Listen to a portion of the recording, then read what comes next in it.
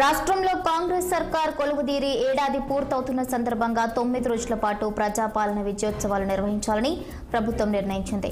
తెలంగాణ వ్యాప్తంగా డిసెంబర్ 1 నుంచి 9 వరకు ఘనంగా వేడుకలను నిర్వహించేందుకు సన్నద్ధమవుతోంది. ఉత్సవాల్లో భాగంగా కీలకమైన పలు అభివృద్ధి పనులకు ప్రారంభోత్సవాలు, శంకుస్థాపనలు చేసేందుకు ప్రణాళికలు సిద్ధం చేస్తోంది. 9 రోజుల పాటు జరిగే సంబరాల్లో అభివృద్ధి, సంక్షేమ కార్యక్రమాలే కీలక భూమికగా ఉండేలా కార్యాచరణను రూపొందిస్తోంది. ఈ మేరకు శాఖల వారీగా 1వ తేదీ నుంచి వరుసగా నిర్వహించే కార్యక్రమాల ప్రణాళికను అధికారులు సిద్ధం చేస్తున్నారు. ఇందులో భాగంగా రాష్ట్రంలో సమీకృత గురుకుల పాఠశాల సముదాయాల భవనాలకు భూమి పూజ నిర్వహిస్తారు. ఇప్పటికే 28 నియోజకవర్గాల్లో ఈ భవనాల పనులు మొదలయ్యాయి. మరో 26 నియోజకవర్గాల పరిధిలో సమీకృత గురుకులాలను ప్రభుత్వం ఇటీవలే మంజూరు చేసింది. ప్రజాపాలన విజయోత్సవాల్లో వీటికి శంకుస్థాపన చేయనున్నారు.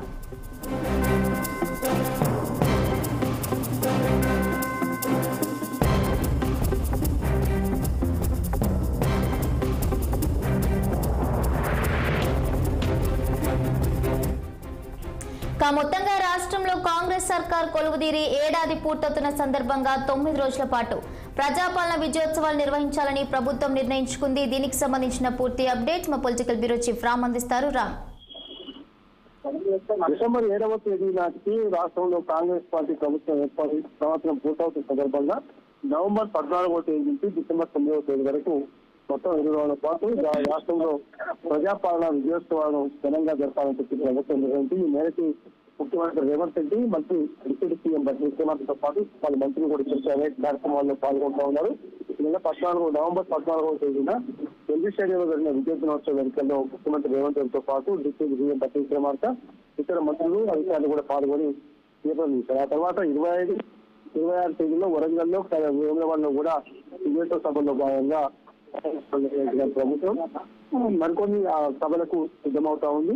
ముఖ్యంగా ఈ నెల 30న మహబూబ్నగర్ జిల్లాలో రైతు వేడుకలను పెద్ద ఎత్తున నిర్వహించాలని చెప్పి భావించింది. 3వ తేదీన కరీంనగర్ జిల్లా పెద్దపల్లిలో నిరుద్యోగ వేడుకలను పెద్ద ఎత్తున నిర్వహించాలని చెప్పి చెప్పింది. దాంతో పాటు డిసెంబర్ 1వ తేదీ నుంచి 9వ తేదీ వరకు కూడా ఈ వేడుకల్లో అనేక అభివృద్ధి కార్యక్రమాలతో పాటు ప్రజాపాలన సంక్షేమ కార్యక్రమాలను కూడా ప్రాధాన్యత చెప్పి నిర్వహించింది. ఈ మేరకు కొత్తగా ఇంటిగ్రేటెడ్ రెసిడెన్షియల్ స్కూల్ కాంప్లెక్స్ భవనాలకు భూమి పూజ చేసేందుకు ఇప్పటికే 28 నియోజకవర్గాల్లో ఈ భవన నిర్మాణ పనులు మొదలుపెట్టారు. మరో 26 నియోజకవర్గాల్లో కూడా ఈ ఇంటిగ్రేటెడ్ రెసిడెన్షియల్ స్కూల్ను ప్రభుత్వం ఇటీవల మంజూరు చేసిన నేపథ్యంలో దానిలో భాగంగానే వారికి శంకుస్థాపన చేయాలని చెప్పి భావించారు. ఇక 7వ తేదీ నుంచి 8, 9, 3 రోజుల పాటు కూడా పెద్ద ఎత్తున హైదరాబాద్ నెక్లెస్ ట్యాంక్ బండ్ సచివాలయంలో 3 రోజుల పాటు కూడా ఉత్సవాలను అనేక పాఠశాలలో కూడా విద్యార్థులను ఇన్వాల్వ్ చేయాలని భావించింది.